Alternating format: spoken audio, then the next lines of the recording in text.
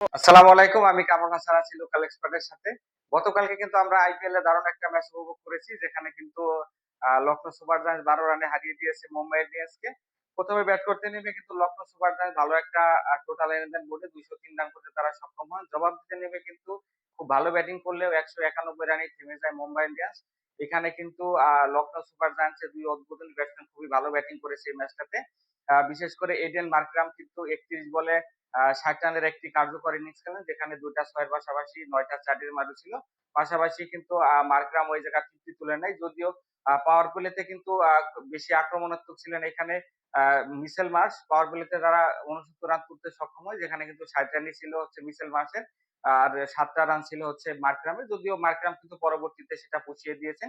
এখানে কিন্তু Nicholas Pooran গতকালকের ম্যাচে খুব বেশি ভালো করতে পারেনি। যদিও বিগত ২ টা ম্যাচে কিন্তু যথেষ্ট ভালো ব্যাটিং করেছে নিকোলাস পুরান। তিনি ৬ বলে ১২ রান করে কিন্তু হার্দিক পান্ডিয়ার একটি লাফি ওঠা বলে পুল করতে গিয়ে আউট হয়ে যান। ঠিক পরের ওভারে কিন্তু ঋষভ প্যান্টও কিন্তু ২ রান করে হার্দিক পান্ডিয়ার শিকার হন। এখানে আমরা দেখেছি যে আয়ুষ বেতনি কিন্তু ১৯ বলে ৩০ রানের একটা কার্যকরী নক খেলে মিডল ওভারের দিকে গিয়ে। মার্করামও কিন্তু এখানে দেখেছি আমরা 53 এর একটা দারুণ ইনিংস খেলেন। যেখানে কিন্তু ৪ টি ওভার বাউন্ডারি ছিল।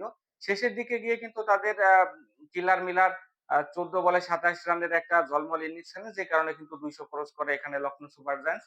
৩৬ রানে ৫ উইকেট নিয়ে এখানে হার্দিক পান্ডিয়া কিন্তু দারুণ ভূমিকা রাখেন মুম্বাই ইন্ডিয়ান্স এর হয়ে। পাশাপাশি ট্রেন্ট বোল্টেরও কিন্তু একটা উইকেট ছিল এখানে। এই বড় টোটাল জবাব দিতে নেমে কিন্তু এখানে আমরা দেখেছি রায়ান রিকেলটন ১ম ৫ বলে ১০ রান করে ফিরে যান। পাশাপাশি কিন্তু উইল জ্যাকসকে গতকালকের ম্যাচে প্রমোশন দেওয়া হয় ব্যাটিং অর্ডারে। তিনিও কিন্তু আ ৫ রানের বেশি করতে পারেনি। এখানে তাদের নামান ধীর এবং সূর্যা কুমার ইয়াদবের কিন্তু অসাধারণ পার্টনারশিপ এর কারণে তারা কিন্তু আ ম্যাচে কামব্যাক করে। যেখানে কিন্তু আপনারা দেখে থাকবেন নামান ধীর কিন্তু যতক্ষণ ব্যাটিং করেছে আমার কাছে মনে হয় যে সাবলীল ব্যাটিং করেছে তিনি। ২৪ বলে তিনি কার্যকরী ৪৬ রানের ইনিংস খেলেন। যেখানে কিন্তু ৩ টা ৬ এর পাশাপাশি ৪ টা ইয়া ৪ এর মারও ছিল। তো নামান ধীর কিন্তু ইন্ডিয়ার one of the stylish batsman হতে যাচ্ছে টি-টোয়েন্টি ক্রিকেটে এটা আসলে বলাই যায়। এখানে সূর্যা কুমার ইয়াদবও দারুণ ইনিংস খেলেছেন। তিনিও কিন্তু ৪৩ বলে ৬৭ রানের একটা কার্যকরী ইনিংস খেলেন। শেষের দিকে গিয়ে আমরা দেখেছি যে হার্দিক পান্ডিয়ার কিন্তু ১৬ বলে ২৮ রানের একটা ক্যামিও ছিল। তারপরেও কিন্তু তারা ১৯১ রানেই থেমে যায়। যে কারণে কিন্তু লখনৌ সুপার জায়ান্টস আরো একটা ম্যাচ ইয়া জয় নিয়ে মাঠ ছাড়ল। এখানে কিন্তু আর্শদীপ ১ উইকেট নেয় এখানে। তার পাশাপাশি কিন্তু আমরা দেখেছি যে আ এখানে তাদের রথি নামে একজন বোলার আছে। তিনি কিন্তু ২১ রান দিয়ে ১ টি উইকেট নেন এবং খুবই ইকোনমিক্যাল বল করার কারণে তিনি কিন্তু ম্যান অফ দ্যা ম্যাচ নির্বাচিত হন। যদিও কিন্তু এখানে আ Mitchell Marsh man of the match হলে আমার কাছে ভালো লাগতো। কিন্তু তিনি কিন্তু ব্যাটিং এর টোনটা সেট করে দেন। দারুণ ইনিংস খেলেন।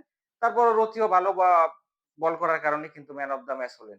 আজকে কিন্তু আইপিএল এর ২ টা ম্যাচ রয়েছে যেখানে ৪ টা ৩০ মিনিটে সিএসকে এর মুখোমুখি হতে যাচ্ছে দিল্লি ডেয়ার ডেভিলস। সিএসকে কিন্তু ৩ ম্যাচের মধ্যে ২ টা ম্যাচ হেরে এই টুর্নামেন্ট শুরু করেছে।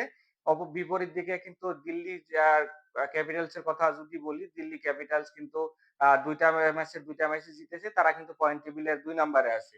রাত ৮টা ৩০ মিনিটে বিগ ম্যাচের মুখোমুখি হতে যাচ্ছে এখানে আ পাঞ্জাব আ পাঞ্জাব কিংস এবং হচ্ছে আ একই সাথে রাজস্থান রয়্যালস। তো রাজস্থান রয়্যালসও কিন্তু চেন্নাইয়ের মতো ৩ টা ম্যাচে ২ টা ম্যাচ হেরে শুরু করেছে।